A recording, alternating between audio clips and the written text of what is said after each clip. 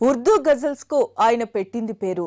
నిజాం కాలం నుంచి తెలంగాణ సంస్కృతి సాధక బాధకాలను తన గజల్స్ ద్వారా వినిపించిన కళాకారుడు.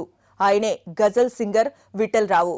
అయితే నెల రోజుల క్రితం నుండి షిర్డీలో అదృశ్యమై చివరికి సికింద్రాబాద్ గాంధీ ఆసుపత్రిలో శవమై కనిపించడం కలకలం రేపుతోంది.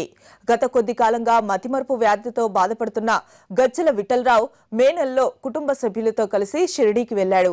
కానీ షిర్డీలో విఠల్ రావు కనిపించకుండా పోవడంతో కుటుంబ సభ్యులు మహారాష్ట్ర పోలీసులకు ఫిర్యాదు చేశారు. వారు మిస్సింగ్ కేసుగా నమోదు చేసుకుని దర్యాప్తు చేస్తూ ఉన్నారు. హైదరాబాద్ లో కూడా అతని వివరాలతో మిస్సింగ్ పోస్టర్లను కూడా అతికించి వెతికించారు కుటుంబ సభ్యులు.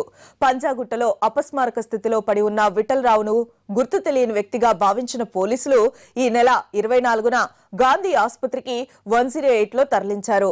అతను మరణించడంతో పోస్టుమార్టం నిర్వహించి అనంతరం మృతదేహాన్ని గాంధీ ఆసుపత్రిలో భద్రపరిచారు. ఇవాళ మిస్సింగ్ ఫోటో ఆధారంగా కుటుంబ సభ్యుల్ని పిలిపించి చూపించగా విఠల్ రావు కుమారుడు తండ్రి మృతదేహాన్ని గుర్తించాడు.